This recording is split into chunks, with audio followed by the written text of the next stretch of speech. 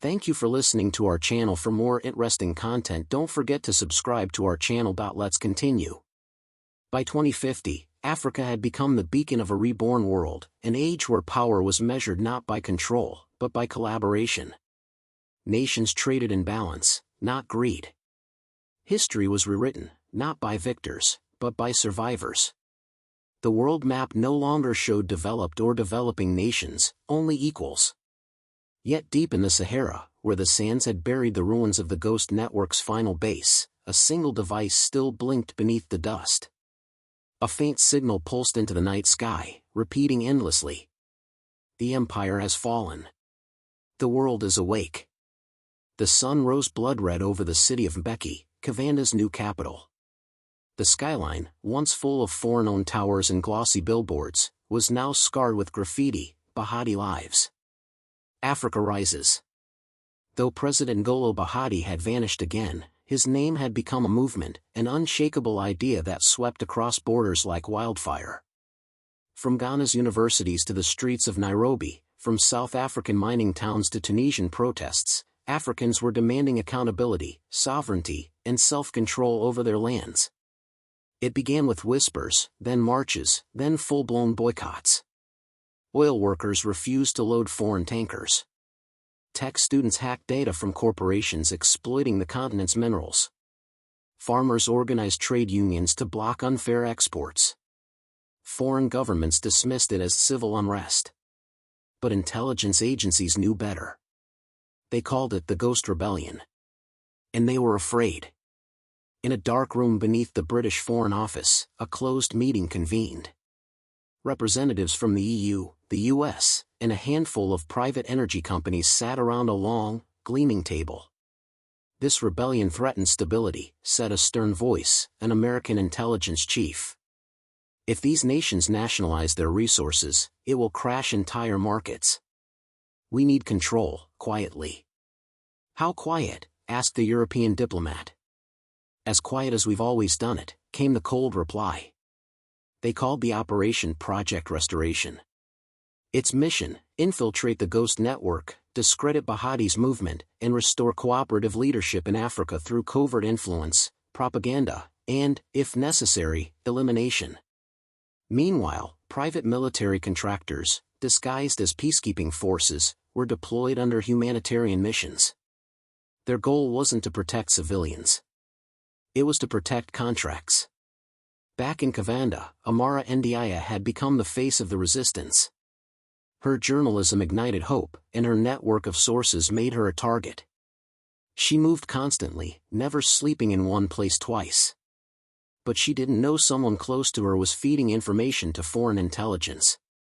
His name was Jonas Mabali, a fellow activist and former university professor. Charismatic, brilliant, and persuasive, he had gained Amara's trust. Yet behind his noble speeches, he worked for Project Restoration, sending encrypted updates about the rebellion's leaders. Still, something inside Jonas began to change.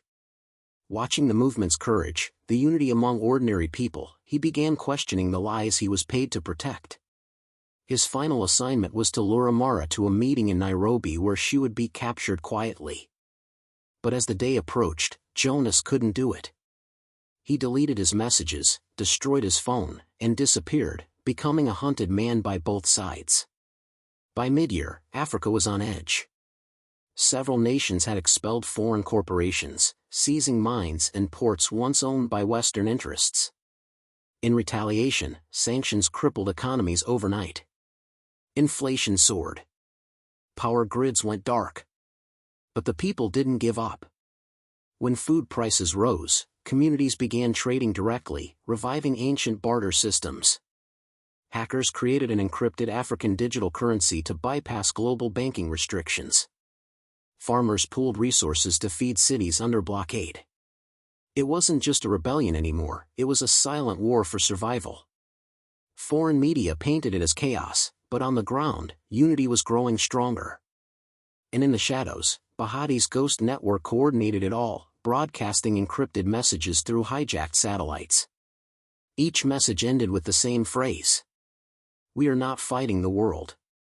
We are fighting to exist within it.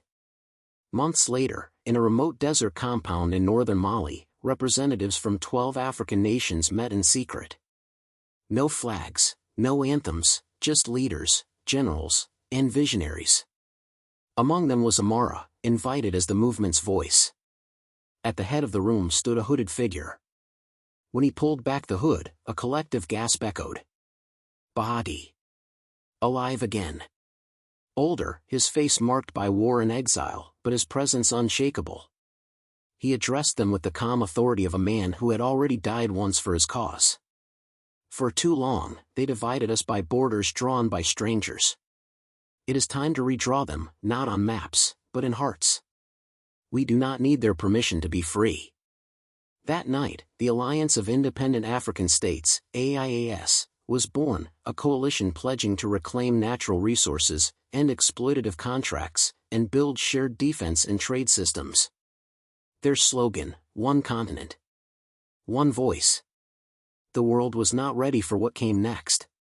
In the following weeks, cyber attacks crippled major African communication networks. Financial systems crashed. Satellites went offline. Mysterious explosions destroyed infrastructure projects funded by AIAS.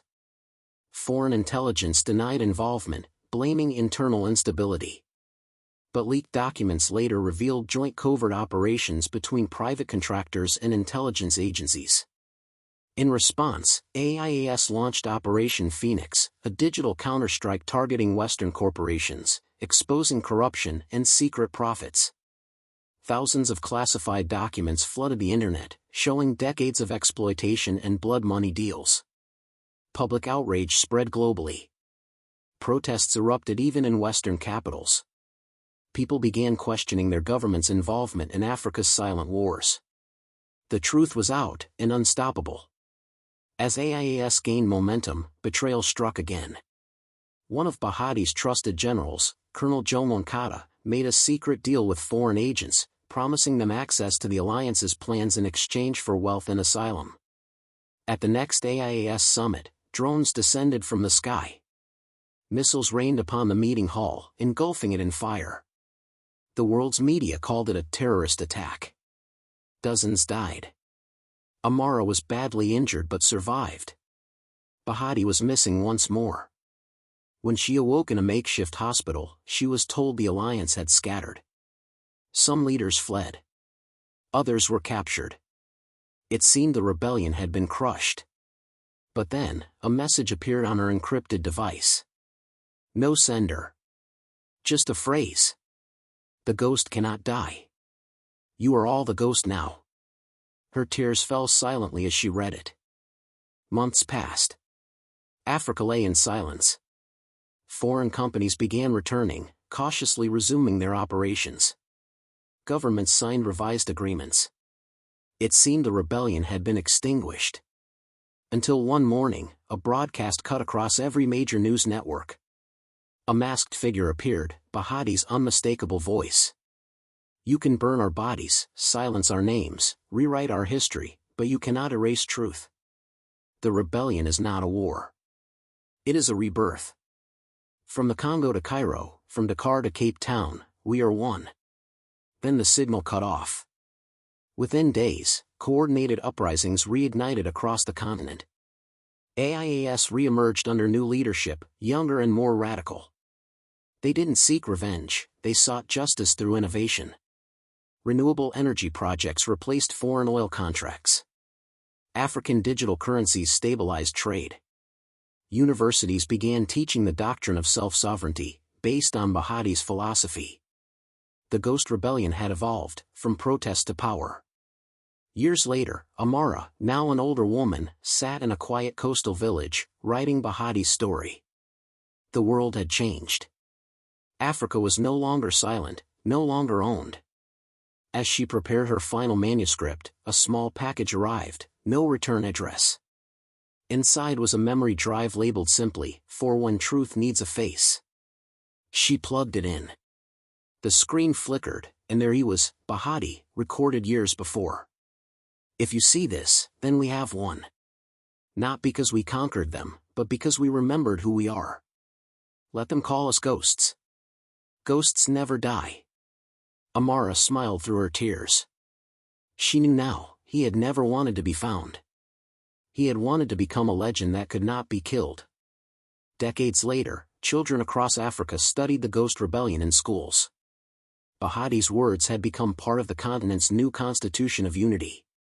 Foreign powers still watched, still schemed, but now, Africa negotiated from strength, not fear. And somewhere, in a forgotten valley where the trees grew wild and the rivers ran free, an unmarked grave bore only one inscription. We are the Ghost. If you enjoy this content, let's know in the comment section.